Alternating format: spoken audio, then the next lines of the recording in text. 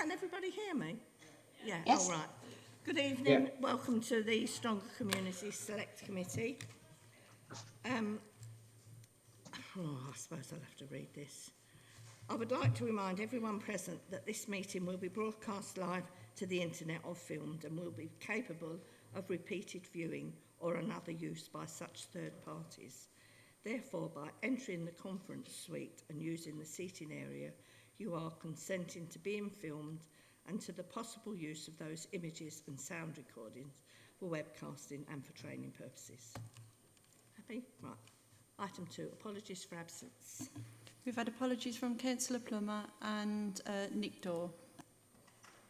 Right, okay, thank you. On to the next thing. Have we got any substitute members? No, Chairman. All right, thank you. We'll take any, excuse me, any declarations of interest as we go along, if that's okay. We've got the terms of reference and the work programme, pages 3 to 8. Is there any questions on that? That we will be meeting up all the heads of these different committees to discuss and sort out changes in that. So if there was anything anyone wanted to discuss, no? No little lights on? Oh, is that Janet's hand up? Janet? Yes. Chairman, firstly to apologise. I meant to come to the meeting in person, but I got delayed and I just wouldn't get there in time, so I'm here instead. I thought from the agenda here, we're supposed to be discussing this in detail to take things to the overview and scrutiny meeting. Some of the other select committees have gone through this in detail and had raised a lot, various issues, but if now isn't the time, we can do it later on. I wasn't quite sure what your reference to other committees was. Perhaps you could explain. Well, excuse me. Do you want to explain what? Excuse me. Yes. Shall I put that off? What's actually, we're going to arrange a meeting with the chair and vice chair of this current meeting with the lead officer, which is Nick Daw, this side of the municipal year, and then take forward anything to your next meeting in 2022-23 for discussions there, because there wasn't enough time for those discussions to happen, and also this meeting is realistically for the majority for the police, so it was to stop that happening, if you know what I mean. Chairman, can I suggest then that I just write them, send in my comments in written form to be discussed later? Yeah, that would be fine. If they come into the offices, okay, then it'll be taken into consideration. Thank you, Janet. Councillor Stephen Murray. Yeah, if I can just suggest one thing to be taken into consideration for future works. I don't think it's likely to be at any other select committee, but given the situation we're in, and Epping Forest is no different, I think perhaps some information and some scrutiny of the work of Epping Forest Food Bank and the 3 Food for You hub would be very useful for the council going forward. So if you can feed that into your discussion, we're meant to be liaising with local groups and community groups going forward, and I think, as I say, those 2 organisations are expanding quite rapidly at the moment, and I think we need to better understand the work they're doing and why there seems to be a growing need for their work at the moment. Thank you.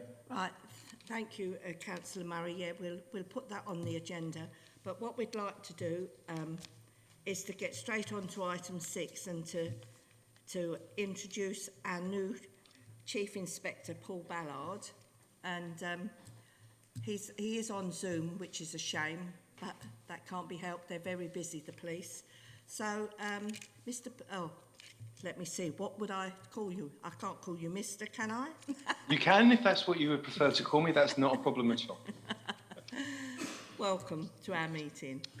Thank you. And thank you, everybody, for having me here this evening. So Just a brief sort of overview of me and why I'm here. So I am temporarily covering the Chief Inspector District Commander's position for Epping Forest District for policing perspective, as Chief Inspector Ant Alcock has been seconded to the major investigation team for approximately 5 to 6 months.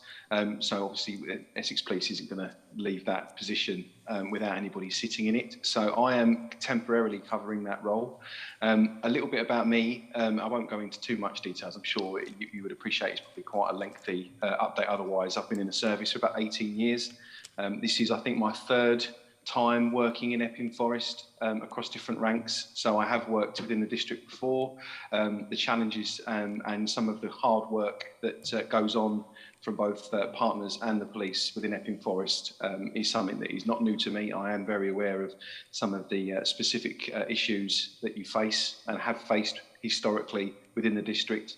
And I've always thoroughly enjoyed my time working in Epping Forest, and I am glad to be back. So thank you all again for inviting me this evening and having the opportunity to speak to you all. I know there's predominantly questions that are asked. I won't come to those just yet. I was going to give a bit of a brief overview of where the district from a policing perspective is sitting from the last sort of like 12 months. And then obviously any questions that would then naturally follow on from that, I'll be happy to field if that's okay with yourself, Chair. So in general terms, performance around and across Epping Forest has been relatively good. There are some issues that we are looking to continue to work around, and the performance figures for Epping Forest are strong in a lot of key areas. The factors that we have to figure in are obviously that the performance data is still very impacted by COVID and the relevant restrictions that are in place as we are comparing the rolling 12 months of this year from February backwards and then against the 12 months prior to that. So both of those 24-month periods, or those 12-month periods were COVID impacted. However, just as a brief overview, in the last 12 months, antisocial behaviour reports are down 51%. The context behind that is when we did have COVID-specific legislation and reports of COVID breaches or similar, they were recorded by Essex Police as antisocial behaviour, and therefore that reduction is probably disproportionate in respect of the antisocial behaviour picture of the district. However, what I would say is that the force reduction of antisocial behaviour is 42%, so we are just under 10% higher or lower, I suppose, depending on your perspective, in regards to the reduction around antisocial behaviour. So some strong numbers in regards to that. For all crime types, so that's across the board, all crime reported in the last 12 months compared to the 12 months before, we have seen an increase of 4%, which is mapped against the force increase of 10% in the same field, same period, apologies. So again, whilst that is an increase, that's not necessarily unexpected in regards to the COVID element and the impact that did have on crime recording standards in certain areas. But of course, that's also in relation to the hard work that officers have put in regards to crime reduction and ongoing work. Of note within those, some of the key offences that we would look at are robbery offences. So robbery itself for the Epping Forest district in the last 12 months is down 11%. In compared to the force reduction of 8%, and notably within that, the robbery of individuals, personal robbery is how we define it, is down 14%. Residential burglaries are down 24% in the last 12 months. So again, that's some really positive work. And the context behind that is that the force reduction for residential burglary in the same period is 3%. So some really strong numbers for us across the district. And I know there's been an awful lot of work that's gone on behind the scenes from the CSP and council, as well as from the police in regards to that particular crime type. Slightly different numbers in regards to some of our violence offences, unfortunately. So there has been an increase in regards to violence against the person offences. Predominantly, that would be violence without injury, so common assaults and those type of offences, which has seen a 17% increase across the 12 months. And then there has been an increase in relation to violence with injury, which was 13%. So again, a bit of an increase across that, and that is under the force increase of 16%. So again, obviously ongoing work in relation to those type of offences and offenders, and supporting our victims in relation to that. But overall, across some of the very key areas that are of concern to residents and also partners and ourselves, some strong performance in regards to that.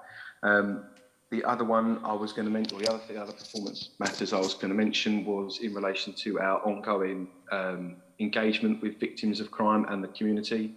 So you may or may not be aware that Essex Police commissions an external company to quarterly survey residents within each district within the force, and then reports back what those findings are.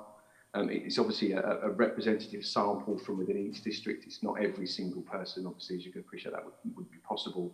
And then those findings are mapped across the district over a relevant period of time in order to see if there's any trends, any reductions or any increases.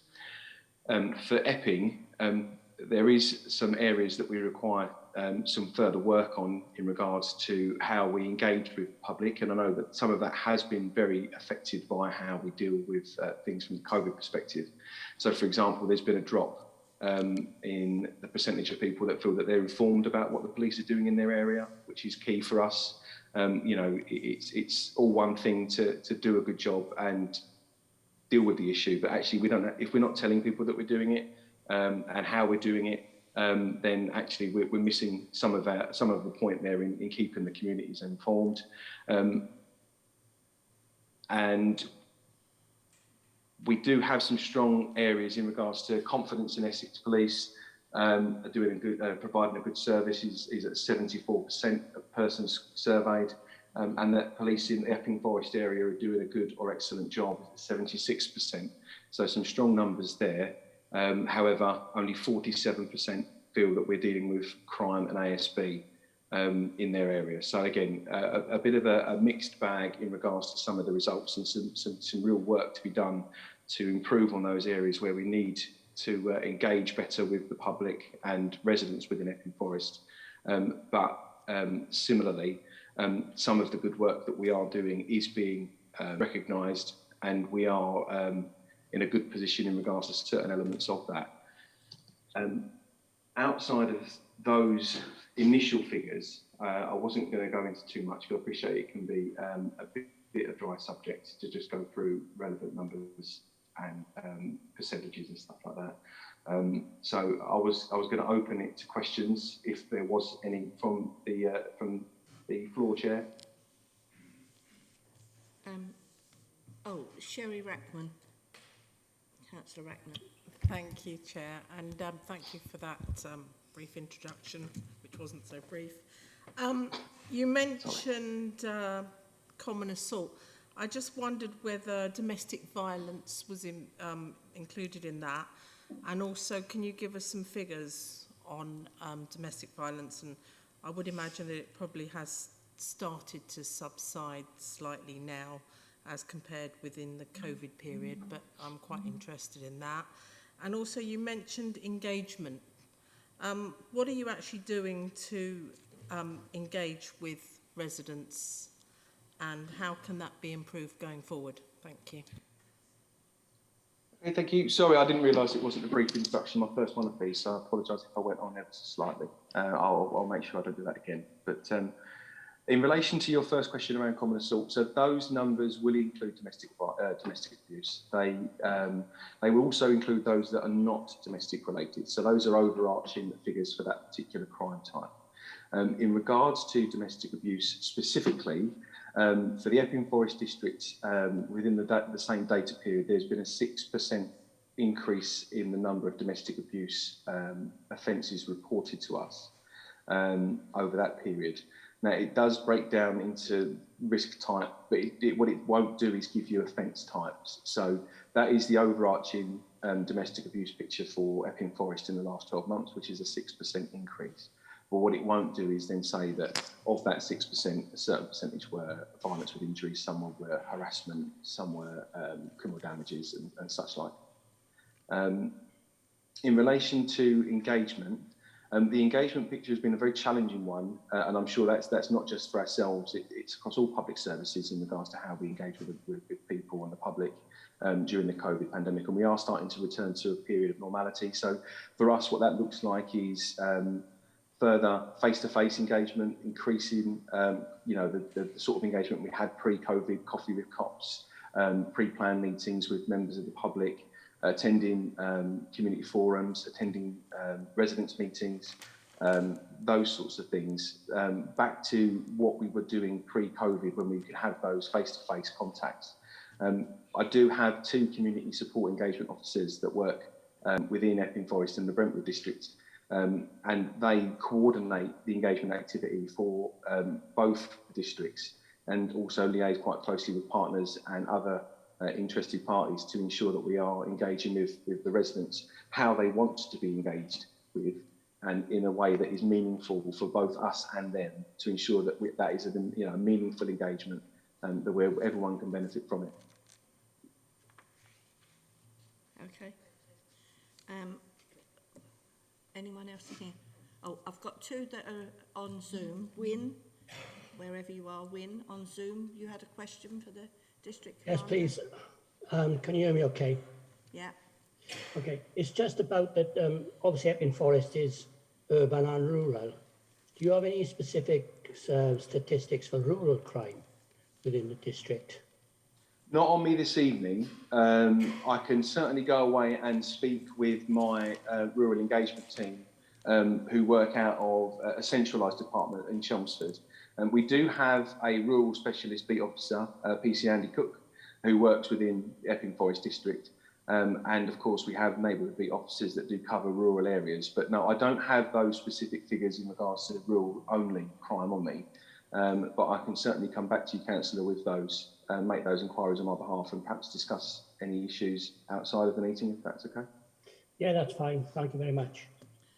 Stephen Murray was the next person waiting. Councillor Murray. Yeah, thank you, Chairman. I do have a question for the Commander. Can I first of all say that I thought your introduction was fine? If anything, it was briefer than what we've had in the past. So I'm not saying that's why it was good, but it was actually shorter than we've had in the past. And I don't think you need to worry about what you said to us at all. I thought it was very useful and concise and good.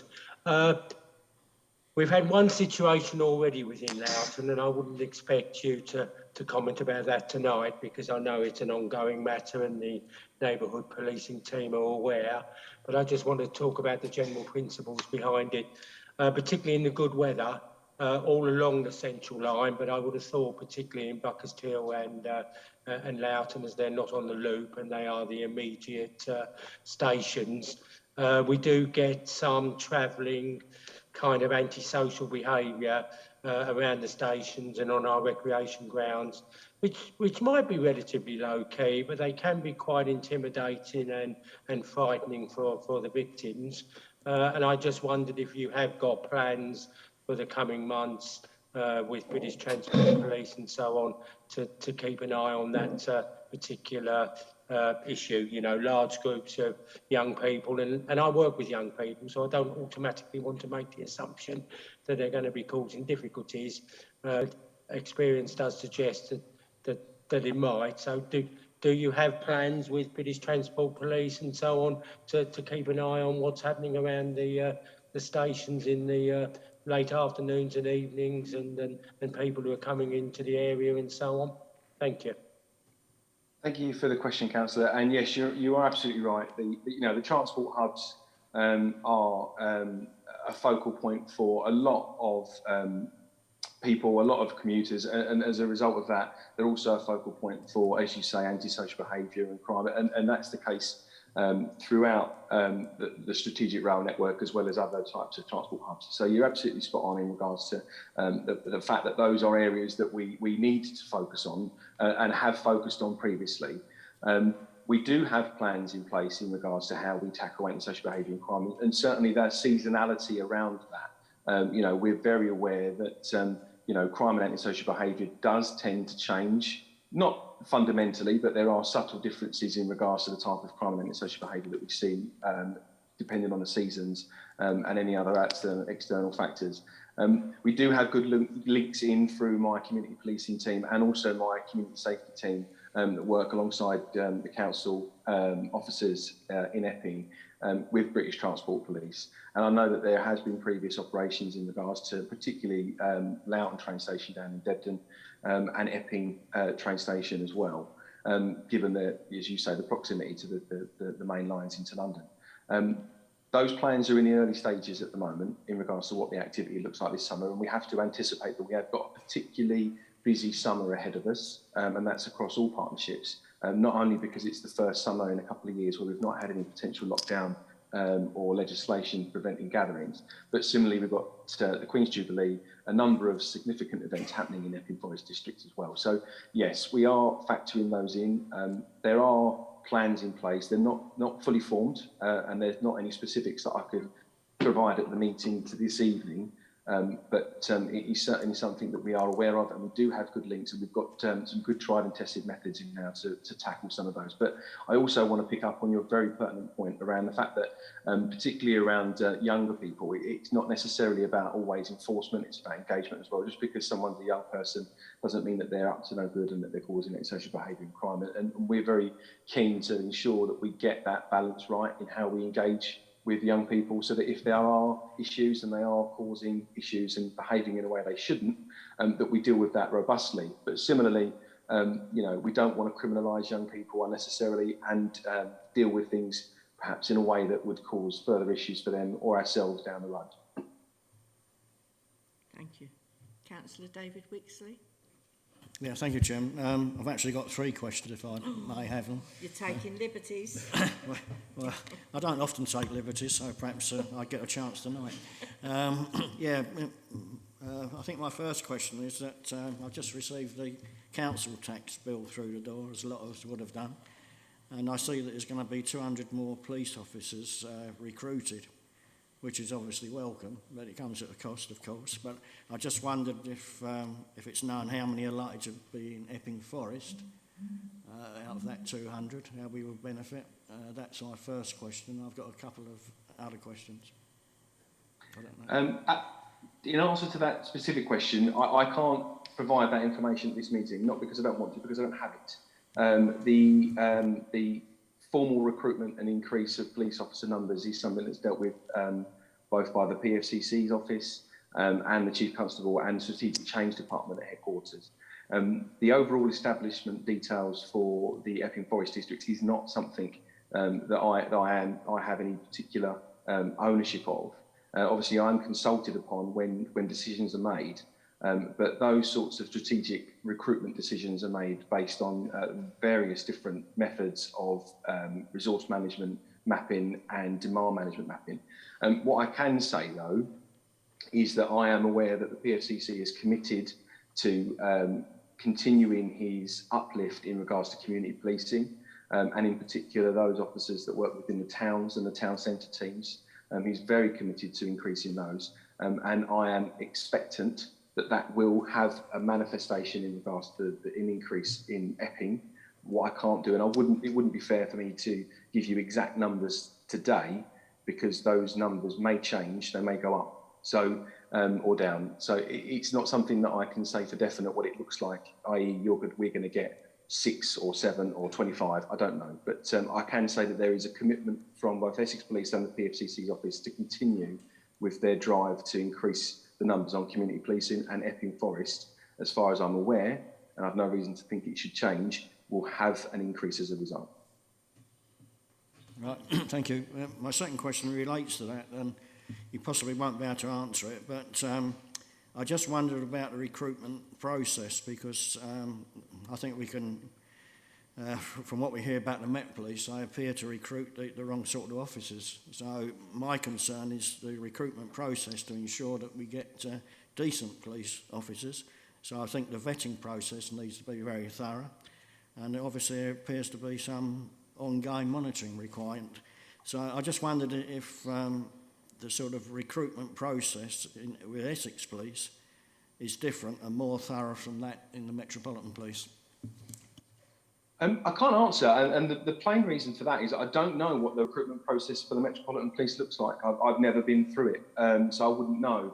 I do know that Essex Police recruits have a number of assessments prior to even getting to the vetting stage. So they've obviously got a written exam and a mathematical exam, and they've got various different physical, medical assessments, as well as role plays and things to see how they manage situations and how they can communicate with people, prior to then having quite a robust, lengthy initial training period and vetting. I am aware that the vetting process is robust, and part of the issue that we've had around recruitment is the length of time that some vetting can take as a result of how robust that is. I can't contrast and compare that with what the Metropolitan Service use, because I don't know what they use and the systems that they use. But I can reassure yourself and the group that Essex Police has some very strong processes in place in regards to both vetting and recruitment. And those processes are constantly being reviewed and adapted in line with any learning or other issues that are nationally identified in relation to those. Right, if I can ask my third question, which is an entirely different subject, but I noticed in last week's Local Guardian that the police are a bit concerned about road traffic accidents, and there's a report on page 4. The headline is police warn of 20-mile-per-hour speed limits. I've got a bit of an issue in the ward I represent as a town councillor, because there's quite a bit of concern about speeding there, but it's many years, I think, since I've ever seen the police themselves carry out the speed checks, and I just wondered if there's any possibility of those coming back. Yeah, certainly. I mean, we do speed checks. So, one of my community policing team has been doing some regular speed checks up in Firefield. I'm advised by my community policing inspector in response to some concerns that have been raised there. And I'm aware that there's quite a lot of work that is ongoing centrally with our road policing support team down in the Waltham Abbey area in response to some of the serious collisions that have taken place there in the last 3 months. Which will include also an awful lot of liaison with Highways England and local road network user partnerships. What I would say is that absolutely, you're right, we could hopefully do more speed watches. We are very much dependent on identifying those sort of areas in regards to ourselves being told by the public where those issues are. Invariably, we do speed watch. However, what I would say, and this is from experience from my previous role, and what we've found to be most effective is not just us doing it, but also having community speed watch in place. Now, that has been an impact on community speed watch under COVID for obvious reasons.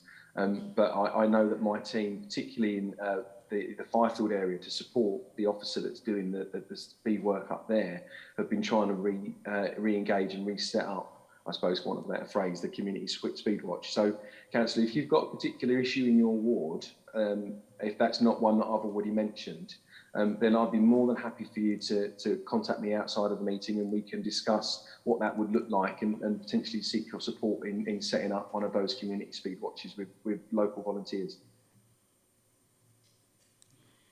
Thank you. Oh, you've had 3 questions, David. Yeah, I think this is important actually, because there is a scheme to set up a community speed watch in the area that I'm referring to, but I just thought it would be useful if the police themselves could occasionally do a speed check. Right, okay. Before I just go to Annika, as you're talking about things like that, I know Highways is, I think Highways is responsible putting cameras up by lights and things, but I'm assuming the police maybe work with Highways on that, because the traffic lights just in Waltham Abbey, just as an instance, I live in Monkswood Avenue and I sit there. Twice I've been hitting the side when I've come out on green lights, because obviously the people driving must all be colourblind, because 5 cars at least just carry on going after the lights change. And I've even thought of putting a camera on my corner of my house so that these people can be captured, because they completely ignore lights changing. Is it something that the police can help with highways to persuade them to put cameras there, or is that just something highways do, or do the police have a say helping out on that? I think when we get to a point where we've had a number of recorded collisions or issues, obviously, like anything, you know, the response is proportionate to the issue. And if we've got a particular issue at a junction, then yes, absolutely, Highways England or local highways would liaise with ourselves in regards to that, and we would provide those with the raw data to say, look, yes, we have had a disproportionate amount of collisions on this particular bend or on this particular set of lights, and then recommendations potentially would follow as a result of that. Any action or enforcement technical ability or anything that we added to the actual cameras themselves wouldn't be necessarily for us to initiate in the first instance, but there would be that liaison at an early stage in regards to what we know about that particular issue and whether or not we've got information that might be able to assist highways when they make their assessment. Oh, thank you. Annie Cat? Chairman, I think there's a couple of committee members that have got their hands up on screen, if you want to take them first. And Councillor Brady's got her hand up as well. Yeah, I'm writing people down when I see you put your hand up. It was just Annika. I did ask quite a while ago. But if you want Heather to go first, that's fine. Heather. And I did put my questions in last week as well to Rebecca I was going to ask Caroline about that. Caroline, the questions were they sent to Paul? There was 3 questions, I believe. I sent both questions to Paul, yeah. One was around, sorry, I haven't got them with me, but they were direct. One was around the when people are fly tipping the results of cannabis farms. And sorry, Councillor Brady, I haven't got the other question with me. Paul, have you got that, please? Yeah, so it was in relation to excess speed on country lanes. There wasn't a specific location given for it, but it was in relation to excess speed on country lanes and corresponding serious and frequent accidents. Right, can I add some detail to those and some padding to them? Yes, so it's quite good actually, following on from Councillor Wixley, because I have 5 rural parishes that I'm in charge, well, not in charge of, coordinate. And every single one, it's the roads, it's the speed, it's the danger, it's the accidents. So literally within my 5 parishes, within the last 3 weeks, we have had 2 deaths in different places, a mile apart from each other, but in places on country lanes where it's constant, it's just constant where the deaths are. We've had another one at the Merry Fiddlers where the car went straight across the junction, jumped over the wall and into the person's front window, into their lounge, another total black spot. And I'm so pleased when I go into towny areas, particularly South London, and see so many 20-mile-an-hour areas, so many now. But actually it's the rural roads, I think you're probably familiar with this, that actually have the more dangerous and have the higher rates of accidents, and yet we seem to have been left behind. And I can definitely, if you said David could, I can definitely name you these specific black spots where at the moment one is totally unrestricted speed and it's downhill, very sharp bends, and cars just fly off constantly. And as say, a 26-year-old girl was killed there 2 weeks ago up against a tree from a car. And another one is the Ongar to Passingford Bridge Road there, when people are trying to turn right off that unrestricted road. There's no protection, no beacons, no lights, no lineage. And it's 30 years the parish council have been requesting something is changed for people turning off that road into little ones, etc., etc. So, you know, more and more people are using the country lanes for recreation, for cycling and for walking. And I'm a horse rider. I have been hit twice on 2 different little ponies in the last 3 years, and they were both hit and run. So they slammed into my pony and put their foot down and drove off. And you know, we've got increasing population in this area with increasingly powerful vehicles with disregard for others on the road. And I know there's the argument between putting up 20-mile-an-hour roundels at very dangerous spots, but in New Zealand, when a very sharp bend is coming up, they actually put a speed limit in front of that bend, so you know that you can possibly go around at 20 miles an hour or at 30 miles an hour, and it gives you an indication of how sharp and dangerous that bend is. And I think, you know, the police could do with looking at something along those lines, because it's terrifying. It just means we can't ride horses on the roads. It means we can't cycle in certain places. It's really, really scary. So I'm total support of Councillor Wixley there. And then Wyn Marshall mentioning rural crime. It's lovely to hear you say that the crime figures are good, etc., etc. But 4 nights ago, my neighbours right opposite me had their sit-on lawnmower stolen that was locked in their shed.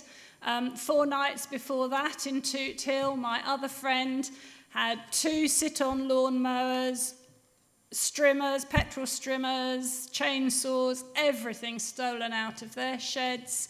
And the characters doing it tried both properties either side of hers as well after midnight. And also we have fly tipping continuously, like every 3 days. They're just coming back tipping and tipping and tipping. Lots of it's from cannabis farms, and lots of it's just household junk. And I was just wondering whether the police could do some checking up on these vans and lorries after dark in the evening, because they finish a day's work clearing out a house or whatever and come and dump it in our lanes. So, I know the government is changing the law on removal of waste, but obviously the cannabis characters will still carry on. But I think it needs a bit more, the police to be a little bit more proactive and actually stop, just check in the back of some of these vans some of the time after dark, please. So, sorry, can you help me on any of that? Thank you. In answer to your first question, the police are there to enforce, obviously, the law, and in that is incorporated traffic law. It's not for us to design the roads. It's not for us to direct the speed limits on those roads, and it's not for us to add or change layouts or street furniture or traffic calming measures. Those are within the remit of highways or whoever owns those roads, for want of a better phrase. It's not for the police to dictate or change those. We obviously do deal with enforcement, and if you are having particular issues on specific roads in regards to speeding, if you haven't done so already, I would obviously invite you to contact me directly, so I can address some of those issues outside of the meeting, purely simply because it means that we can have a more direct discussion around those specific roads and how we can deal with those longer term. And what the police can do to try and reduce some of the issues that you're seeing. But in regards to the specifics that you mentioned around 20-mile-an-hour speed limits and other matters, that's not for ourselves to implement or to put in place, I'm afraid. So that would be whoever owns those roads. Around the second issue, obviously you are quite correct in regards to fly tipping, and the legislation is being looked at around the enforcement of that, because currently the enforcement does predominantly sit with district councils and Epping Forest Council in regards to this area. However, that's not to say that there isn't some partnership work to be done, and there's waste carriers, licences, and various different things that could be done. And when I worked in Thurrock previously, which I appreciate is unitary, we worked quite well alongside their enforcement team and their trading standards to deal with some of the illegal waste carrying that was going on. Now, not necessarily all of that then resulted in subsequent fly tipping, However, that is something that we did use over there as a method with which to prevent any issues or prevent issues around fly tipping, and also try and get the message that actually it's not something that was going to be tolerated within that district. I'd be keen to explore what that would look like for Epping, and I will certainly take that away from this meeting and speak to my policing team around looking at what that might be for this area. But that is something that we can do. Obviously, I appreciate what you're saying in regards to the cannabis grow stuff, and absolutely you're right. That sort of thing is illegal, and we would obviously deal with the cannabis grow itself. But the fly tipping matter is something that we would enforce alongside the council, who have overall ownership of it. But it is something definitely that we would look to do. Can I just come back on one question on the roads, please? So we've all been hammering away at F6 highways forever and get absolutely nowhere. Presumably Essex highways aren't even aware when people are killed at all these various points. It's the police who would know when people are killed and very badly injured. Do you report that to Essex highways? Because we get nowhere with them. They won't even be aware that these people have died in these certain places. Or do you always get together with them and, could you not have any power at all to suggest to them heavily that perhaps something could be done in some of these black spots? Thank you. The honest answer is I don't personally, but that doesn't mean it doesn't happen, because obviously you can appreciate we've got a Safer Roads Bureau, we've got a roads policing team, and we've also got quite a significant amount of support staff purely and simply for safer roads and the road network and the policing activity and enforcement on them. So for me to say that it doesn't happen is probably going to be inaccurate. But what I cannot say at the moment is that I don't personally have that conversation with Essex Highways. I think it would be, from my professional opinion, it would be unlikely that we don't have those discussions with Essex Highways and there's not a data sharing agreement already in place. But I don't know that I can say that for definite, as I don't work within the roads policing unit and I don't work with the Safer Roads team. It is definitely something that I can find out and I can feed that back into you, either personally or via Caroline from the CSP side of things, if you would like me to. Thank you. Right, Janet, as you're on the committee. Janet Whitehouse. Thank you. Just going back to what's been said about speeding. I'm the coordinator for Epping Speed Watch, and over the last couple of years, I've really built up the number of volunteers. But one of the problems is the training sessions, that we're not getting them often enough. And one of your officers does the training. I just wonder what support he gets and what time he's given to support Community Speed Watch, because I have a couple of volunteers who've waited months and months for training. And unfortunately, they're not around this particular week when he's offering an online training as an in-person training. But they're not regular enough. I've got quite, several people waiting to be trained. But, as you said, it is effective if we go out regularly. We go out, these two of the teams are going out regularly, and I've got another one about to go out once, more people are trained, and we have other sites. So, yes, it is effective. Just turning to Councillor Brady's comment about Fiddler's Hamlet, it's actually in my ward, and since the accident that she referred to on 3rd of March, there have been two more, the second one of which also went into the wall of the house. And I've taken it up with Councillor Scott at Essex, a cabinet member for highways. But I do remember Adam Pipe saying some years ago that the statistics for accidents were available. And I'd like to get hold of the statistics for Fiddler's Hamlet. I don't know, who to ask and how I can get them. I don't know if you could help with that.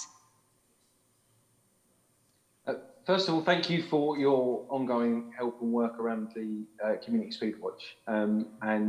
I will unpick what's happening around the training side of things to ensure that the appropriate level of support is given to yourself and your volunteers in order to facilitate that training as soon as we are able.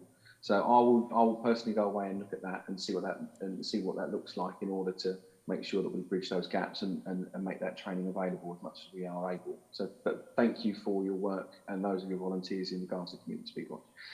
In relation to the data, Essex Police obviously publishes the relevant data around crime and those sorts of things on periodic times throughout the calendar year, specifically around the collision data. I would need to find out where that was, and then come back to you. It's not something that Essex Police isn't willing to publish. Clearly, we do publish. We're an open and transparent force in regards to those sorts of things. But I wouldn't want to necessarily send you in the wrong direction. I would like to confirm first with the Safer Roads team where you can access that from a community policing, a community safety partnership perspective, and from your side of things, so that you can have that. Okay, that's very helpful. Thank you. Thank you. Holly, are you trying to push in? Sorry, if I can just jump in on the Fiddler's Hamlet point, because it is partly in my county council ward, and there have actually been 2 local highway schemes which have been implemented within the past year. Obviously, the issue is still there, and that's something that we're aware of. So I have asked for some further speed surveys to be conducted. But in relation to the point about Lee Scott, he'll be liaising with me directly on that. Thank you. Thank you. Aniket, at last. Thank you, Chairman. Firstly, can I offer my congratulations on your appointment, Chief Inspector Ballard, and thank you for your presentation this evening. It's great to see that there's an increase in the number of officers that we have now patrolling our streets, and just in reference to a question that Councillor Wixley asked earlier, I saw police with speed guns at the bottom of Alderton Hill and Shore Rise yesterday. So they are out there now and carrying out these checks.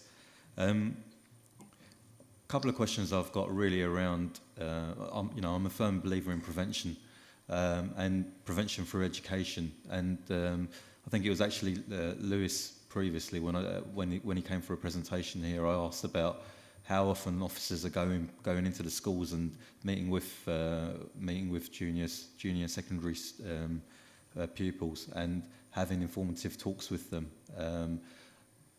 At the time, obviously, I know that there were they didn't have the capacity at that time to do it as much as they wanted to do it.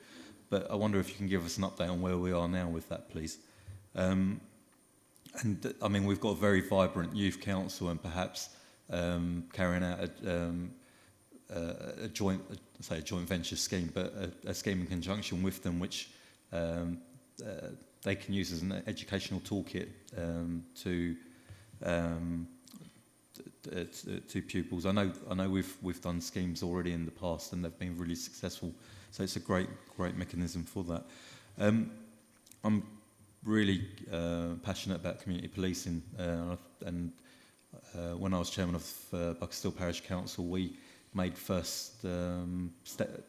made an approach to recruit our own PCSO for Buckstall, and I'm glad to see that there's been an increase in the number of PCSOs and special constables.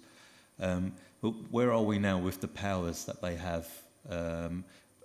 At the time, we were asking for an increase in that, particularly around issuing penalty charge notices for parking on pavements. It's a massive hindrance right across the district where mothers can't push their prams because cars have blocked the pavements. Final question is around secured by design. I have asked previously as well that secured by design, using the old model, was when officers used to go to elderly people's houses and carry out assessments of their homes and make recommendations of how they could secure their properties in a better way. Where are we now with that? Are officers actively doing that now, as they were previously, and now that we have an increased capacity? Thank you, and thank you for your kind words at the very start there. So I apologise if I miss any of your questions, so please do pick me up if I do. I will start back, hopefully back at the start of where your first question, that was around engagement with schools and the capacity that we have. So we do have 2 children and young person officers within the district. They work alongside the secondary schools predominantly, as opposed to secondary and primary. And that's a strategic decision from the force across all districts. They do have good links in with those schools. They have specialised training around how they interact with young people, and they do work very closely with both, social care and other partners in regards to youth offending, as well as the preventative stuff, as you've mentioned. COVID, and I promise I won't keep mentioning it. However, it has been such a large part of life for the last 2 years. I think it would be remiss to not mention it when it's appropriate to do so. COVID has significantly impacted how we do engage with the public over the last 2 years, and I think that's been the case up and down the country. And we are starting to return to a period of normality, and we are looking to utilise our community, our children and young persons officers by going back into schools in order to re-engage with them. That is a process that is still working. It is still something that we are looking at continuing to do, but it is not something that we have done meaningfully, unfortunately, due to various reasons, for a good 18 months. So it is something that you're going to have to bear with us on a slight amount, but we do engage with young people. And much like yourself, I am a very strong believer in prevention as opposed to detection. If we can, I'd much rather prevent a victim from being a victim of crime. So I totally agree with you on that one. But we do have those officers, and they do engage with the children in secondary schools within the district. The next question, I believe, was around the Youth Council. And again, I'm very keen to forge strong links between ourselves, the local community policing, and the Youth Council. I think that would be a really worthwhile endeavour. I'm not aware of the history around how engaged we've been previously with the Youth Council prior to obviously the last couple of years and the issues that's been had as a result. But that is something that I'd be very keen to do, either personally and from my team's perspective. So if you were able to assist in any way with that, Councillor, then that would be really appreciated. I think I'm trying to remember now, so I do apologise. I'm trying to think what the other things were. Shall I come in? Yeah, if you could. Apologies. If you could just so the question, refresh my memory. There was a question around PCSOs and special constables. Just really, where are we now with what is the increase now within the district? But particularly around where are they now with the powers that they have to enforce, particularly around issuing penalty charge notices for cars parked on pavements. Okay, so special constables have got the same powers as warranted officers. They are warranted officers; they're just volunteers. So, and it's not their normal, their primary occupation. So, they are fully warranted officers. They have all the powers of a police constable, and they are a police constable. In regards to PCSOs, it's the Chief Constable's decision to delegate what powers they believe that the PCSO should have. That specific one in relation to issuing tickets for vehicles that are parked on the pavement, I don't know if that is a delegated power at this time. I'm not to say it isn't, I'm just saying I don't know exactly, because as you can appreciate, they do have a significant number of powers they do have. So I would need to check that and then come back to you if that would be preferable. And the final question was around secured by design and the capacity officers have now to go and meet with elderly residents and carry out assessments within their properties and make recommendations. I don't think we're in a position where we have the capacity to do that on a district level or a force-wide level. There have been a number of different engagements and plans put in place in regards to the reduction of burglaries and securing of individuals' home premises. We do have a dedicated team of crime prevention advisors where if officers do attend an address and they believe that the occupant would benefit from them because they're either vulnerable or their premises is vulnerable, or we have someone who is a repeat victim of crime that we feel would benefit from a crime prevention advisor attending, then those people are referred into that specific specialist team in order to do that. I'm aware that PCSOs are able to give crime prevention advice. It's not something that they have as a delegated duty at this time. It could be something that we could look at in the future, dependent on demand. But as it currently stands, no is the answer to your question, Councillor. We don't have officers routinely attending on a district-wide level people and providing crime prevention advice or securing homes as it currently stands. Right, I have 4 more people as the time's getting on, and I'm sure our policeman friend is quite busy. So Mary Sartin first. Wherever Mary is, has she left? Oh, Mary, Councillor Mary Sartin, where are you? Right, we'll bypass Mary's hand and we go on to Nigel. Nigel Avey. Thank you, Chairman. Apologies for being late. I was attending an Epping Town Council meeting.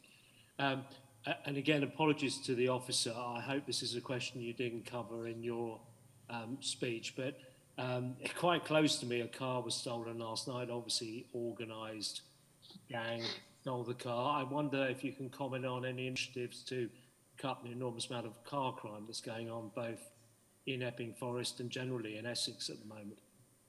Yeah, so there are a number of different activities that are undertaken. So, for example, only a couple of nights ago, I appreciate that's not helpful necessarily to your neighbour, unfortunately, but a couple of nights ago, we had a cross-border operation in place with the Metropolitan Hertfordshire Police, which is the third. Excuse me, I've got quite a dry throat or something. A third iteration of that, where we target travelling criminality overnight and in the early hours of the morning. That's been particularly effective on the nights in which it's run, due to the size and scale. When I say size and scale, I mean it really is a very large operation with officers from a number of different forces. So it's not something that could become business as usual every night, but it is something that has run periodically, and it is largely centred around the Epping Forest, Harlow areas that border both Metropolitan and Hertfordshire Police. That is particularly effective around travelling criminality, and that is something that has happened and will continue to take place. Additionally, my community policing team have secured further funding for darker nights patrols, which is essentially the name that we have given that particular type of activity around further patrolling in hotspot areas around burglaries and vehicle crime within Epping Forest District. So that was meant to be ending, the funding for that was meant to end this financial year. So we've actually secured some additional funding in relation to that.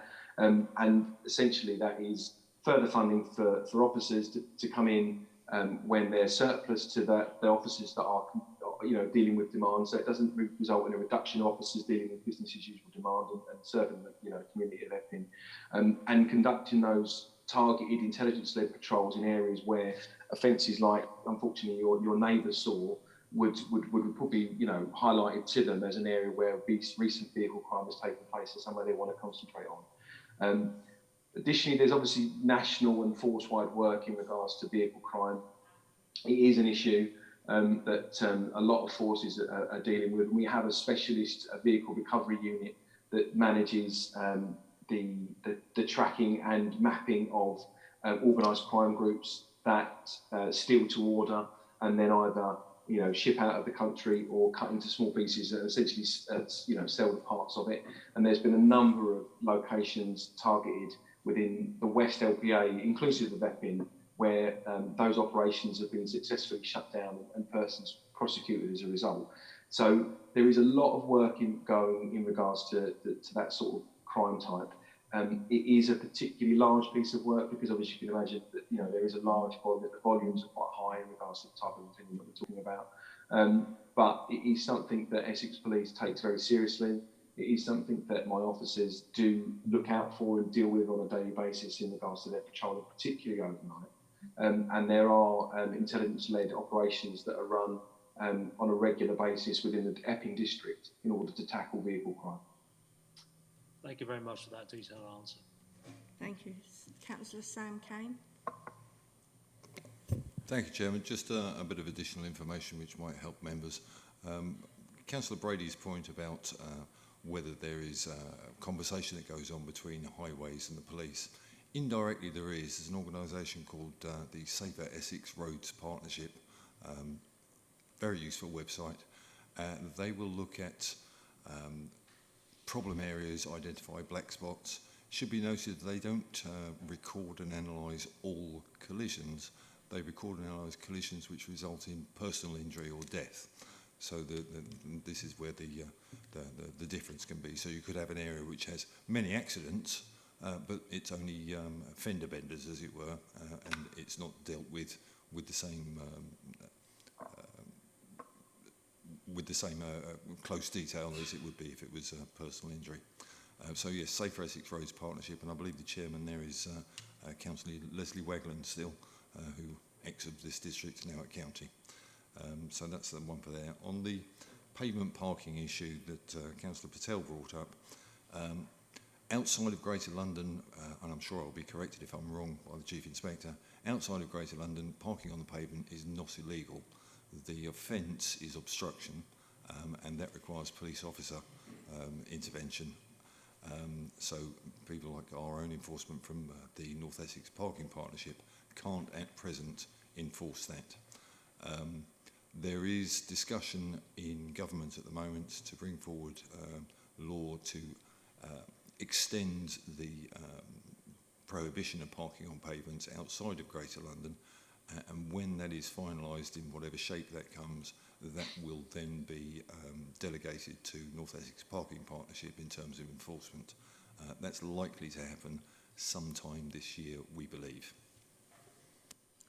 Thank you. And Councillor Rose Brooks, our last question.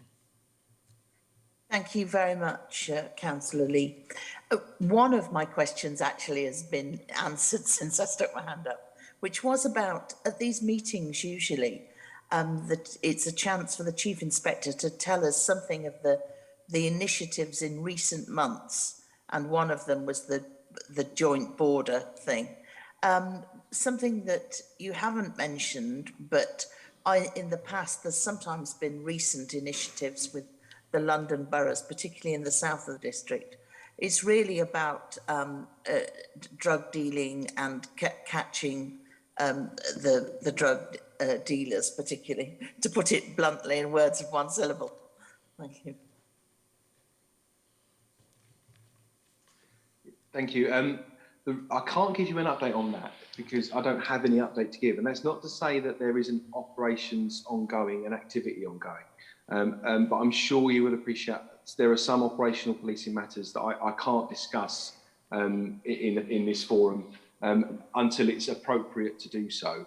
And as it stands, I don't have an update to give in relation to that specific query around that particular issue. But again, to reassure, that's not to say that there isn't ongoing activity and there isn't ongoing police work. It's just that I'm not in a position to update on anything that's currently ongoing at this time in this meeting. I apologise. And Chair, there was one other person with their hand up. I'm not sure if they're showing on your monitor. The only other one I saw was Darshan Sangha. Darshan, it's come back on. Councillor Darshan Sangha. Thank you, Chair. Sorry, I can't come to the meeting. I'm going to talk about COVID, but tested positive now for the second time. Can I congratulate the Chief Inspector Ballard for your appointment at Epping Forest District Council. Now that more and more people are working from home, obviously we've now naturally seen more footfall on the high streets, which is great news for our local businesses. Have you seen a shift in sort of the crime figures? If so, if you could share that. And finally, can I just say our brilliant 4 council-funded police officers that do a brilliant job. Would you like to say a few words about how they actually engage with your your team as well? Thank you. Thank you, Chair, and thank you, Councillor. Yes, I mean, there's been a number of societal issues, societal changes, and how people have behaved. I've behaved differently over the last 2 years in regards to how my personal life has been prior to COVID. So you're absolutely right. People are doing things slightly differently than they perhaps were. Some of that will return to normality, as some would see it, and some of it won't.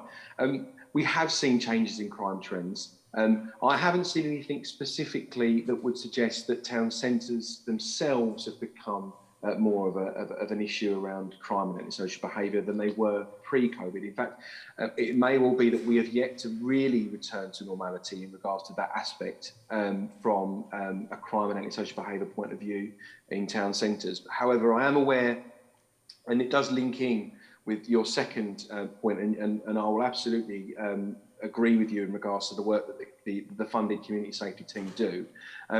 So the one of the ongoing operation that team does have currently is in regards to reported issues around pickpocket gangs in Epping High Street operating on market day, and that is something that was fed through residents and councillors to the community safety partnership, and then discussed with both themselves and the CST team, the community safety team at Epping Forest, based at Epping Forest Council, and they've put an operation in place whereby they ensure that on market days they do both covert and overt patrols in order to prevent and also detect that type of criminality. There has been some reported continuance, however, not to the same degree that we had been informed was taking place previously, and that operation is continuing on as it stands at the moment.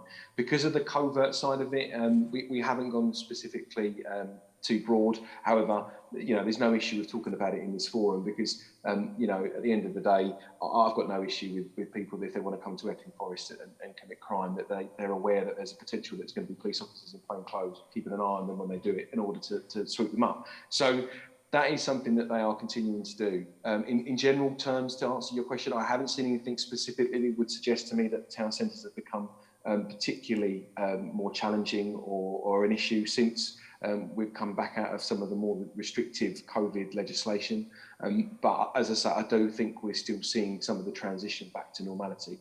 And in answer to your final point, what I will say is that I've had the pleasure of working with Essex Police in a number of different areas. And one of them was over in Thurrock District for 4 years as the community police inspector there. And I used to look on in envy at the team that you have here in Epping Forest. And that's not to say that I wasn't proud of my team and the work we did with the CSP over there, but I think that you are very lucky here, and I am very lucky here, to have both the team and the people that work alongside them at Epping Council and the CSP, and they do some fantastic work. In fact, I think one of my challenges is to bring the rest of my community policing team up to their level. And I don't mean that in the sense that my community policing team aren't engaging or aren't performing. They are. They're doing fantastically well, in my opinion. But where the community safety team are doing so well in regards to their engagement, I need to ensure that my community policing team are matching that level of engagement with the community safety partnership, so that there's a uniform approach. But you're absolutely right. I couldn't speak highly enough for the community safety team. They do some fantastic work, and I genuinely believe that they are a huge asset to the district. Thank you. Caroline, was there anything you wanted to add before we say goodnight to our inspector? I think he should stay for the strategic assessment and the CSP annual report, and then he can watch me squirm under the cameras. Can I know I'm going to introduce the strategic assessment and annual report, but can I just direct members to that? Because a lot of the questions, I think there's a lot of information in the strategic assessment on some of the questions today around domestic abuse, which is on pages 18 to 20. I think on page 2, Councillor Sunga's question around the COVID impact, there's just some small bits of data around how burglary decreased by 33%, theft by 30%, but then we saw in contrast, drugs possession and trafficking increased by 124%. So I think there's a lot of information now. There is some information on the road traffic collision as well. So I don't want to steal my thunder and have nothing to say in a minute, but it is worth having a peruse of that on some of the key subjects that have been mentioned tonight. Right. So, thank you. So you would like Paul to stay while you go through what you're going through? No, he's had a busy day. I'll let him go. He doesn't need to stay for this, sorry. Thank you very much, Chief Inspector. It's been very interesting, and hopefully, when you're not quite so busy, that we'll meet you here in person. But thank you very much. Absolutely. Thank you to everybody for your time. Really appreciate it. Thank you. And then we go on to you, Caroline. Hi, good evening. I'm here to present the Community Safety Partnership Strategic Assessment Annual Report and a plan on a page. I've also, following on from last year's comments, included a glossary, and I didn't realise how many acronyms that I worked with when I started doing that glossary, so I do apologise, and there could be a fine if I start going into the jargon too much. These documents have to be produced annually, and they were scrutinised by the Community Safety Partnership in the February meeting, but they're also reviewed by Safer Essex and also by the Office of the Police and Fire and Crime Commissioner as part of our funding conditions. As I've noted in the report, we didn't have our usual Essex Police analytical support this year, and I've endeavoured to produce a document that provides an overview of Epping Forest from a community safety perspective. Reviewing information from services and partners and trying to get it together in one document. To be honest, I've had to do was, obviously in my role, I get information from across partners and services, I've had a look at it and tried to pick out things, what would I be interested in, what am I interested in my role, and what do I think members would be. There is some new information in now, which includes extracts from the serious organised crime profile and the domestic abuse problem profile, which was produced this year. I mean, these documents go into hundreds of pages, but being able to lift the information relevant to Epping Forest. And going on to some of the questions around the road traffic delator and so on, I've also, this year we received the Essex Fire and Rescue Strategic Assessment, which contained information around RTCs, road traffic collisions and so on, but also around accidental dwelling fires and some of the work that they're going to do around prevention going forward this year. I am leading, on behalf of the Essex CSPs, a working group with Safer Essex and Essex Police to develop a common model for the strategic assessment next year. And this model's got to fit both the unitary, district, borough and city council. So hopefully we should have an update on that, and there will be some, a risk assessment model included in there. Within the Community Safety Partnership this year, we've kept our priorities really broad, and that's to allow us the flexibility to meet emerging trends and issues with the district. I think the last 3 years from COVID and so on, the challenges, it has been really challenging. There's been different problems. We had the issues in the forest, the use of the forage once we was getting the end of lockdown. We also had the drive-by shootings, the Airbnbs, the work we did around closure orders last year. So rather than set too strong boundaries, we try to keep it so that we can be flexible and work to emerging trends as they come on. I know I speak too quick, I do apologise. I think what I wanted to say really is, please have a look at the strategic assessment, dip through, there's bits there, there's a lot of information, like I say, around domestic abuse, around, I mean, Essex Police receive 103 complaints a day, where we are against our partner areas and what we're doing. The annual report just gives you some more information on what we have done over the last year, and some of the initiatives and some of the work we do. Thank you. Wow, that was brilliant. I hope you've all read this report, every page. Thank you very much, Caroline. Was there anything anyone wanted to ask before? Oh, Councillor Wixley. Yeah, a couple of things. Caroline, I think I'll just find a page, on page 13 of the agenda, page 3 of the report, I think there are actually only 8 tube stations in the Epping Forest District area, but that's a minor point. But you might want to count them up and prove me wrong, but that was the other thing. The other thing that sort of caught my attention was the hate crime thing. And I won't name the areas, but I was a bit surprised. I think there were 35 cases, which was sort of way out in front. I just wonder if you could shed some light on those sort of incidents. Yeah, if you bear with me, I'll just get to that page. This data is from the 1st of September 2020 to the 31st of October. If I get that right, I'll get these. No, sorry, the 1st of October 2020 to the, it's a year back, but some of the hate crime does include the Bell Hotel and some of the issues that we had during that period. So that will skew the figures somewhat. Sorry, I need to get to that. Could you tell me what page it's on, please, Councillor?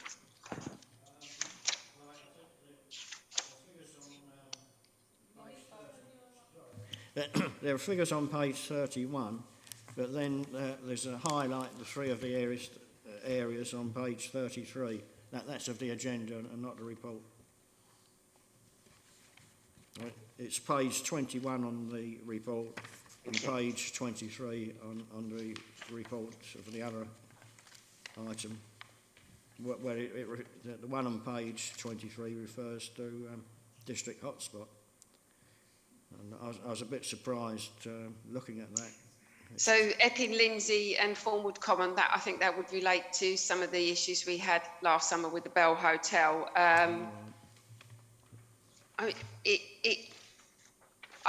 What I will do is I can get a breakdown of that for you, more further data on that. Yeah, that just sounds like exceptional circumstances, doesn't it?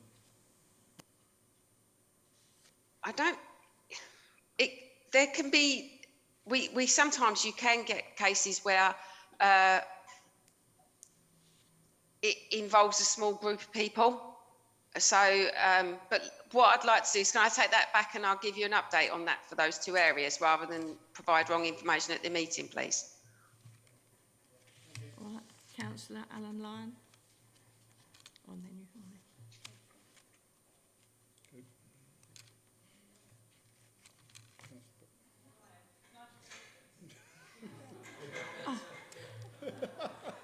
Sorry, Nigel. It's Alan here. At you and calling you Alan Lyon. I hope he's not on the webcast. I'm looking. Not answering me. Yeah, thank you very much, Chairman. Yes, it is Nigel that's here this evening. Caroline, thank you very much for that detailed report. And yes, I was studying the report, especially during the inspector's conversation. And there's an important note that I pick up from the report, looking at the fires, as I would do. Epping Forest, 1,271 call-outs compared to Harlow, 1,035. It's page 25, and when we look through the actual domestic fires and the occurrences of fire, 58% of all domestic fires occurred in the kitchen area. I'm wondering if this is something that we should be looking at working with the Essex Fire and Rescue and perhaps having a local campaign and targeting, one, the provision and the installation of domestic smoke detectors within common part areas, not necessarily in the kitchen where you'd need a heat detector, but also that there is a government initiative that provides funding for these so residents don't have to pay for them. So if we can get take up from the more domestic properties, we could help reduce those numbers of fires.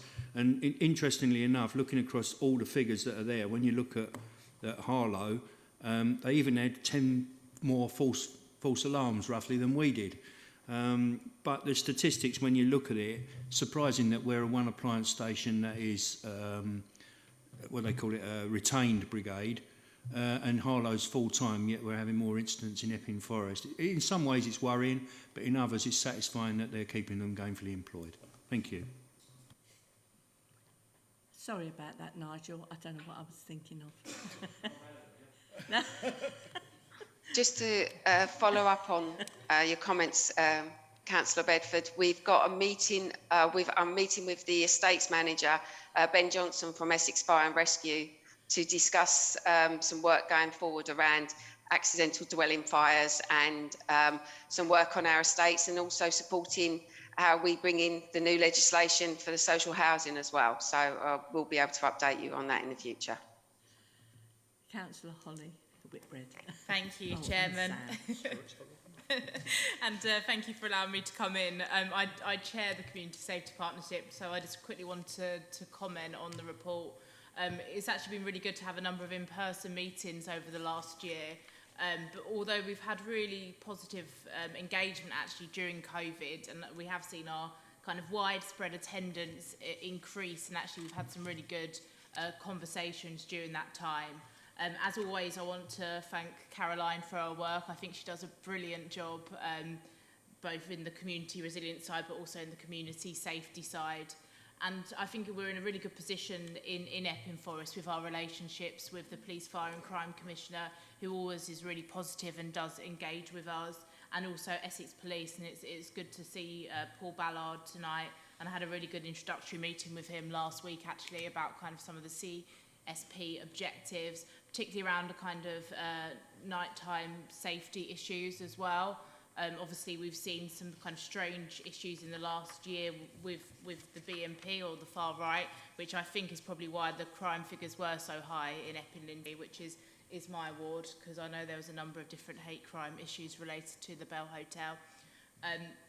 That's all I wanted to say, really, but just thank you to Caroline for her ongoing work and dedication to this, which isn't only recognised here in Epping Forest, but also across Essex. Thank you.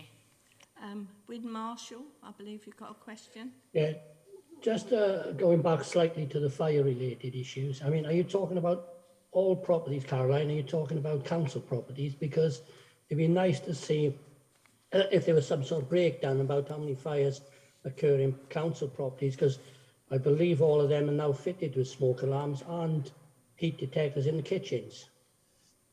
The information included within the strategic assessment is all properties. I think what I was probably referring to is that there is some planned work in the Ninefield area under the Health and Wellbeing Board that we want to support as a community safety partnership around fire safety. But I also take on Councillor Bedford's comments about perhaps doing some campaigns and working with the fire service. I know that the Essex Fire and Rescue are really keen to work with us this year around within the data. They talk about the profile. So if we can tell, given the risk profile, so the risk profiles: live alone, single parents, over the age of 65, disability, low income. If we can work as a partnership and share some of that information so that the Essex Fire and Rescue can go and do those targeted visits, like you say, in the more rural areas, making sure they've got the smoke alarms, the areas might be missed, then I think we could really make a difference. So we'll be doing it across the board, that definitely. Yeah, one of the things that concerns me is that in the residential blocks, however high they might be, 2, 4, 5 stories, whatever, that you're getting a mixture of, social housing and leaseholders. And of course, the social housing have been provided with these smoke detectors and heat detectors, but of course, sometimes the leaseholders. So I'm wondering if you should be targeting the leaseholders in these type of properties, because if something happens there, it could spread to the whole building. Definitely, it will be across all tenures. So I think that's really important. Like you say, sometimes leaseholders or it actually does say that social housing or flats are rented on their profile. Regardless of the tenure, just making sure that we link into any work that the Communities Housing Department service are doing as well. Thank you. Councillor Sam Kane. Thank you. Through you, Chairman, could I ask Caroline, when she revisits the hate crime ward data statistics, could you have a little look at all of Waltham Abbey? Because collectively, the 5 wards in Waltham Abbey account for 25% of all hate crime. It would be interesting to know if there's any underlying reason behind that. Councillor Kane, what I try to do is get, that's just, I'll get a proper report from the hate crime officer. There is some data we get for the independent advisory group, which breaks it down to what type of hate crime and so on. I'll see if I'll get that included in the minutes for members. Thank you. Councillor Patel. Thank you, Chairman. Thank you for allowing me to come in at this stage. The Community Safety Partnership is actually within my portfolio area. And it's the first. This is the first year in which I've had the pleasure of being able to work directly with Caroline. And I know I embarrassed her at the last meeting, but I know we've got a number of fantastic officers within the council. But I'm going to say again that Caroline does go over and above in the role that she performs for the council. And I mean, the comments from Chief Inspector Ballard earlier around how well he regards our community safety partnership, and bearing in mind that he covers a lot of community safety partnerships across Essex, it just highlights how well we are managed within the district, and that in itself is testament to the work that Caroline puts in. I think with all annual reports and assessments, the analysis of the data is key in preventing areas. Well, firstly, it highlights areas where there is a need for further attention, and I think the data that we've got in front of us formulates the priorities that we put in place moving forward. It's a great report, very detailed, and again, I echo Councillor Whitbread's comments earlier. Thank you very much, Caroline. Right, it looks like you've got no more questions, Caroline.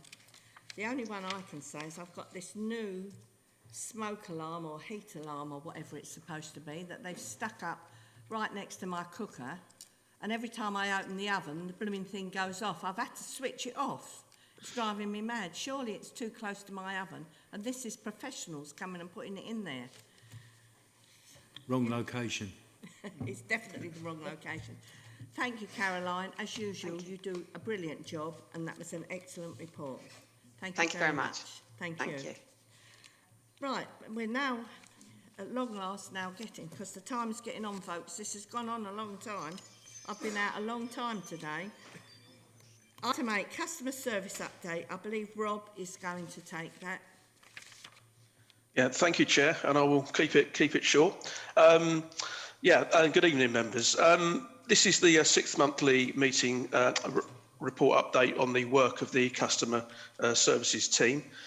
Sue Lewis, the author of the report, is taking some well-earned leave at the moment, so I'll be presenting the report on her behalf. I'd intended to be there with you this evening, but I've joined the many who unfortunately at the moment have COVID, so I'm self-isolating. You'd be glad to hear. I won't go through the full report as it's there for you to have read or to read, but I'll pick out a few points I think might be of significant interest.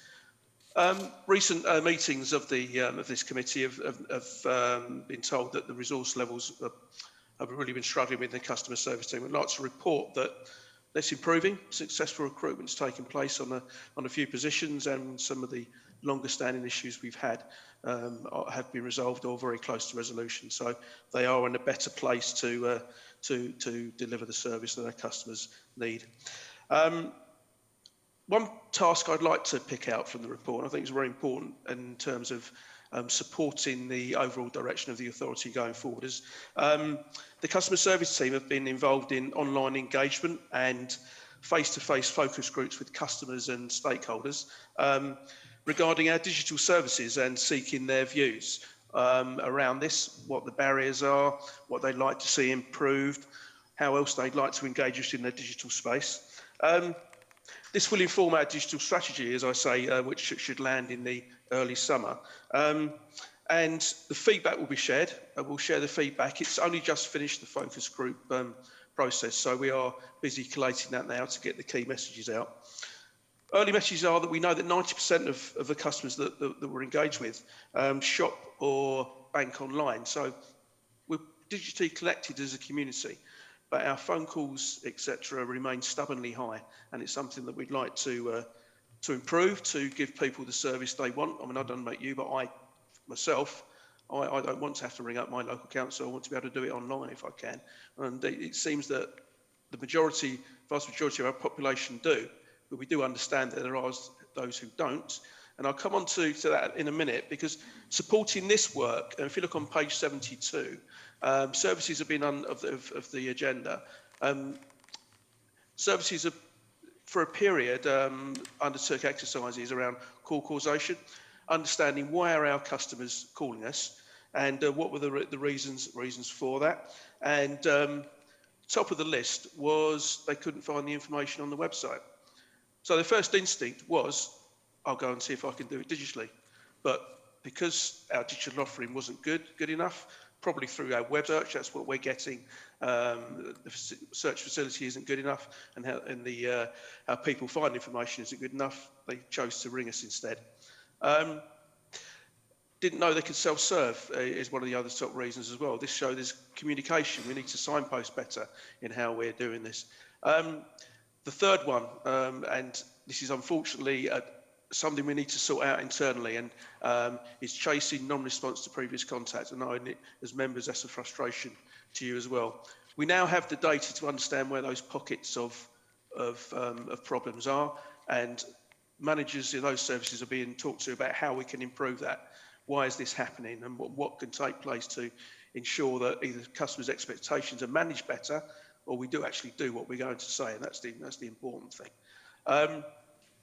So if you think about that, that's all avoidable contact, or should be avoidable contact.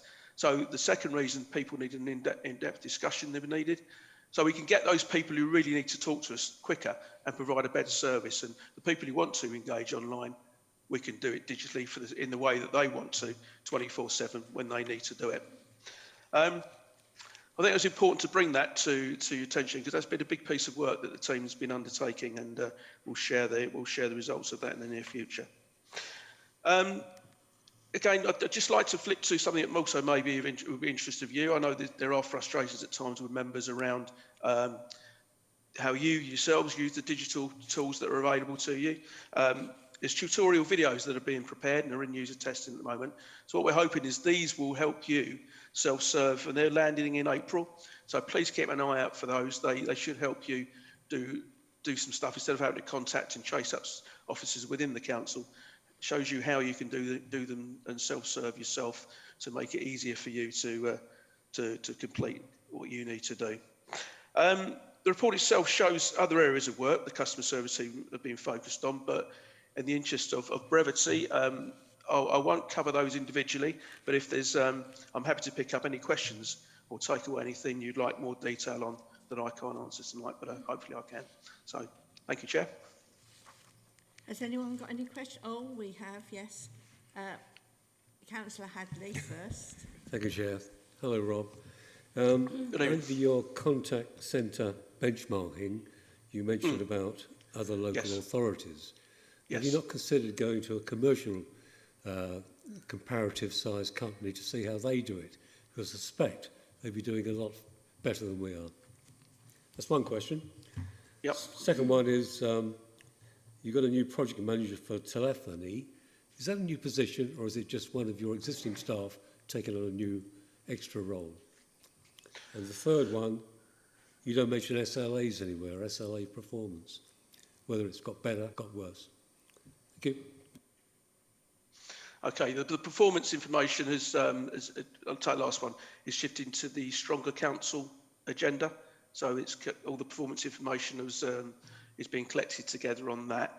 In relation to the benchmarking, I take your point. Yes, we are benchmarking at the moment with like for like, but I take your point. It is good to look at industry-wide practice where it's relevant, and I'm not averse to looking to that down the line, certainly.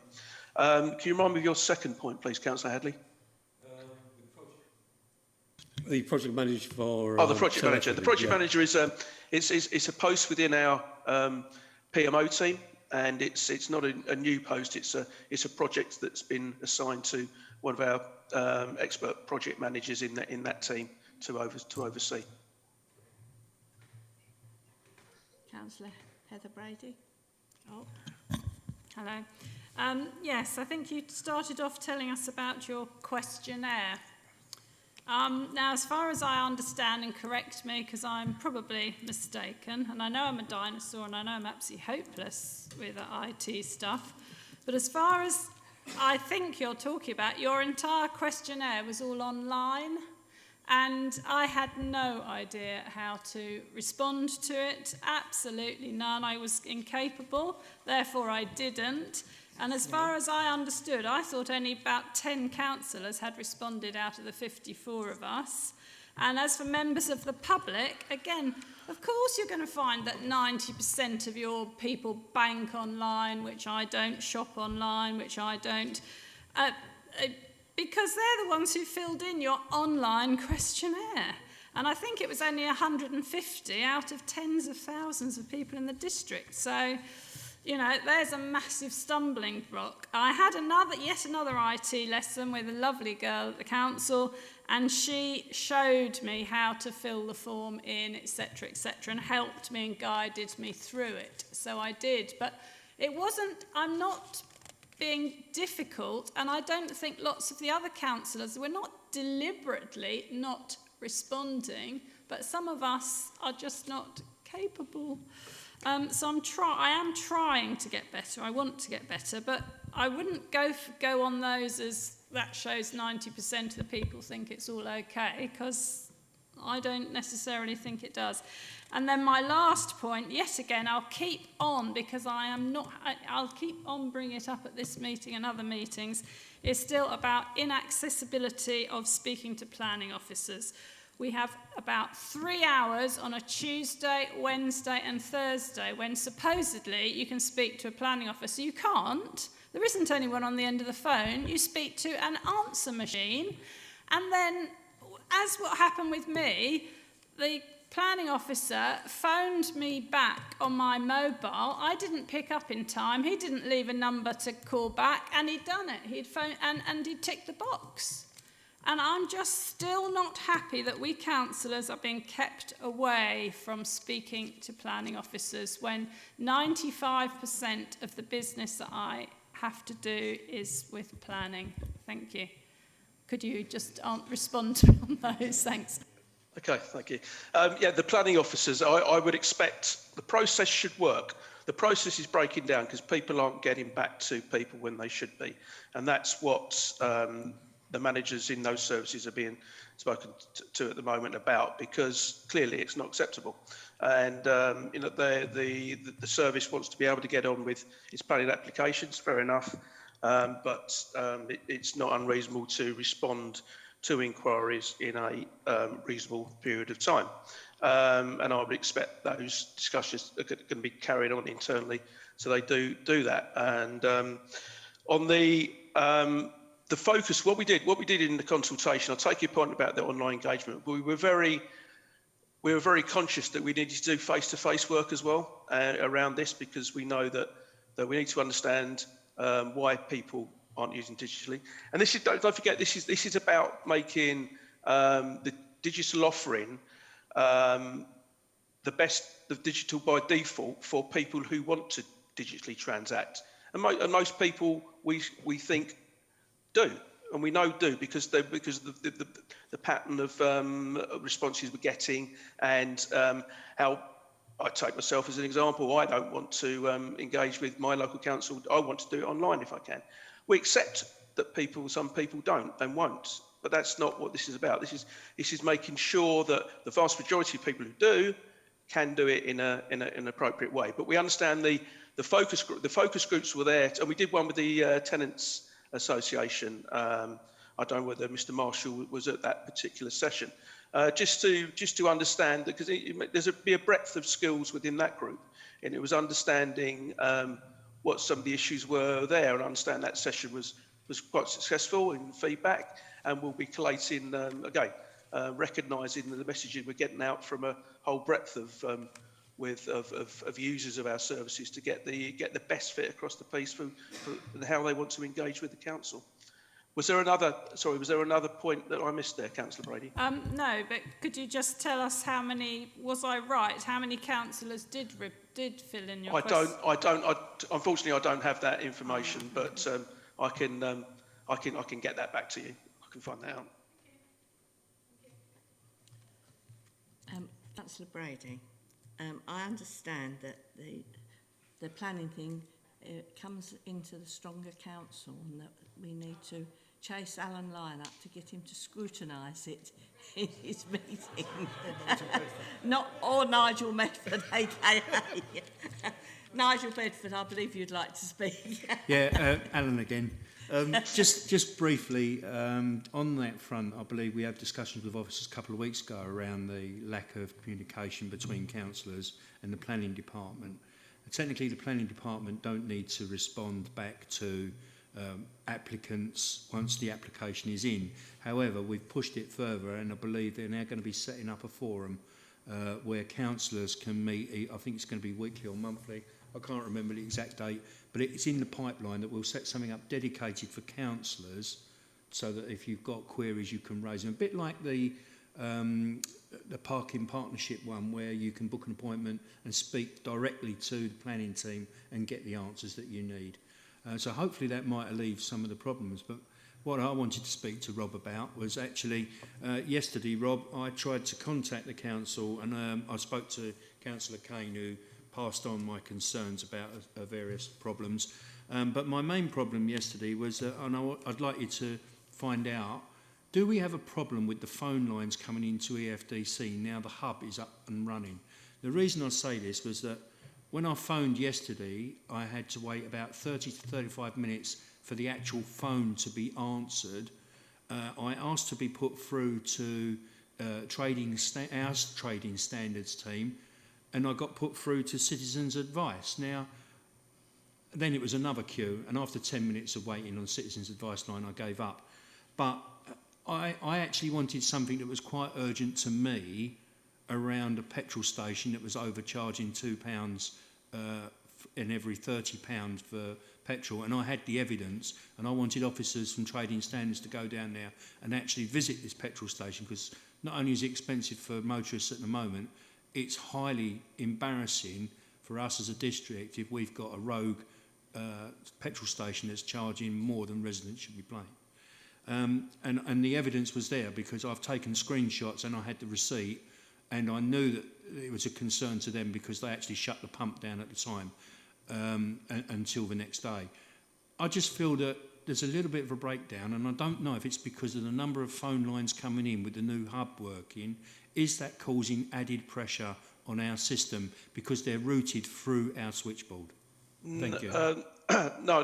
The only thing I can think of with the delay at the moment was, and what's happening at the moment is, as you can appreciate, the council tax bills have all gone out, and we do have this period of intense activity around this time of the year. So I assume it was the main the main council phone line you came on, 564,000. And if you can give me details, I can trace that through, because I don't know that call routing is all wrong, isn't it? That's an error. So it'd be useful for me to have sight of that and then try and track that through. The hub itself doesn't impact on the council's core activity, which clearly that was.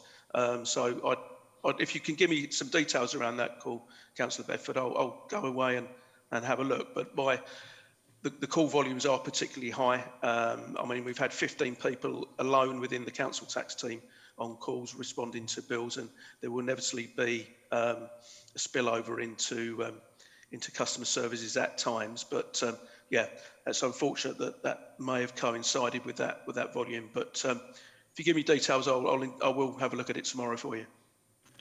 Thank you, Rob. Just the brief details on that. It was at 11:58 was the outgoing call, which was from my mobile phone, and it was for 40 minutes duration through the switchboard number. Okay. Thank you. All right. Thank you.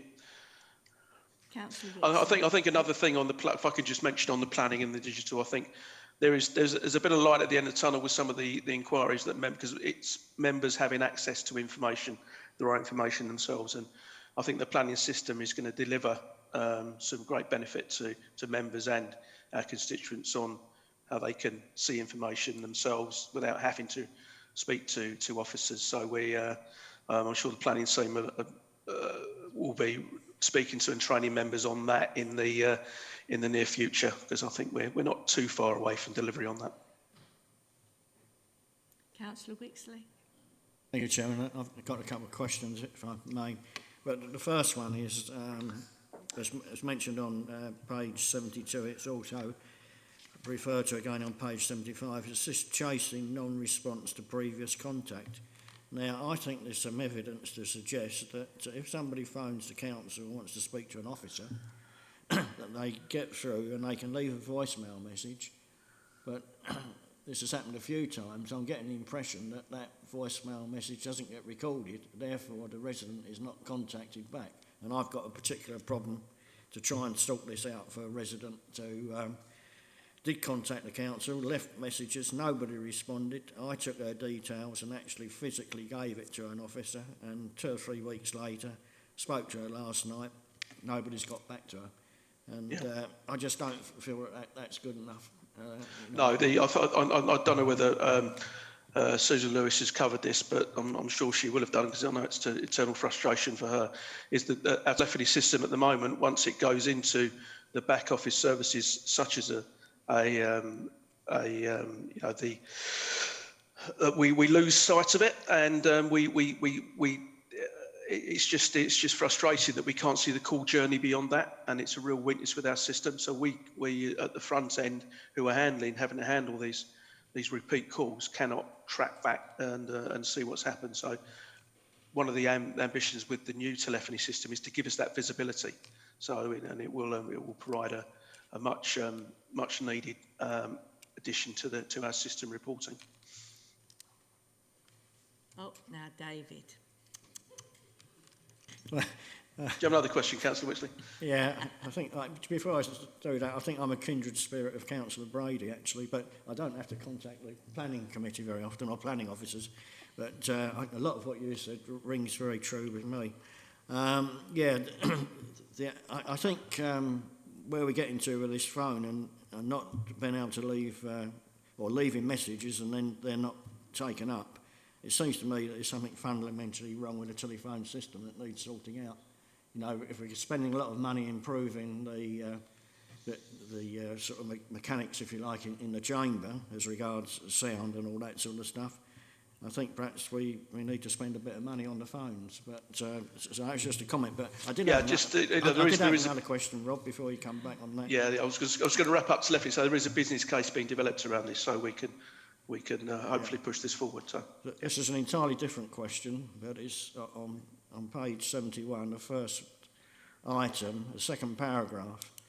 It's an issue with blue boxes not being supplied. I just wondered if there was some alternative method until we get a stock of blue boxes again for people to recycle their bottles and jars. I mean, could they put them in a plastic bag, for instance? Because it seems to me we're losing an opportunity to encourage recycling. Okay. I don't have the answer to that one, Councillor Whitsley, but I will take it back. Right, is that everybody? I can't see the... I think Councillor Murray has got his hand up on Zoom. I can't see those. Oh, Okay. Councillor Murray. Yeah, Councillor Murray's got his hand up, yeah. Councillor Murray and then Wynne. Lovely, thank you. Yeah, but it was up for quite some time, but that's not a problem. Just responding to one comment that I didn't think I was going to make until I heard it, contact centre benchmarking. I fully understand doing benchmarking with other local authorities, and I take the point about doing it with the private sector, but I would have to challenge the assumption that the private sector will be doing it much better. I have to say my experience as a councillor, phoning contact centres for mainly the privatised utilities is absolutely disastrous. Gas, electricity, Thames Water, contacting their contact centres and getting any kind of responses is appalling. So don't fall into the trap of assuming that private industry does it a whole lot better, because my experience is quite the opposite. Just a suggestion going forward, page 72, the community hub launch. I was obviously pleased to read about an increase in footfall, but because this is a new initiative and one that we're hoping to roll out across the district, certainly Waltham Abbey was next in line, and then I've had several verbal assurances from the leadership of the council, and you put what weight you want on those assurances, but I have had assurances that Loughton would be the next in line after Waltham Abbey. I think some hard data is what we would like to see in the next report. And because it's a new initiative, I would have said the hard data from the beginning going forward for at least, I would think, 12 quarters. So from the start of the hub to the first 3 years, and then we might decide whether we wanted it 6 monthly after that. But I certainly think we need precise figures rather than general statements that the footfall has gone up. So if we could have that in the next report, I think that would be useful. Thank you, Chairman. Thank you. Wynne, I think we'll say that the community hub is obviously it's been launched in strange times, but yes, it's something that we're keen to do, and we're learning all the time, learning with our partners on how this should best run. This week it's Debt Awareness Week, and we're very keen to promote an event calendar and to run in conjunction with Citizens Advice and others and really to join up with other hubs and other providers of hubs across the district to ensure that we're joining up all our work as well. So it's seen as a community-wide initiative and not just a community hub at Epping. So that's the direction of travel I think we're on. Wynne Marshall. Yeah, I just wanted to go back to say, to reiterate Rob Baby's point about, myself getting involved in focus groups, but also the tenant and leaseholders panel had a big discussion about it. And we are aware of the problems. We raised our concerns at that meeting. And it was a very good response from the council. But we do realise there are many people who still are not digitally or capable of accessing or knowing how to access information on the internet. Yeah. This isn't about removing channels. This is about enhancing the ones for those who want to use them and helping those who'd like to use them to get on the journey. So it's a three-part equation, really. Yeah. Right. Thank you. Is that everybody? Been very interesting. Thank you very much, Rob. Let me just check my little list. Oh, now just dates of future meetings. Right, this is really supposedly our last meeting for our year. You may or may not have me next year. I've no idea. Who knows? But the next meeting is down for the 12th of July in 2022. But if this is the last one, thank you all very much, and we'll see who's going to be here. Thank you. Thank you very much. Thanks, Rob. Thank you.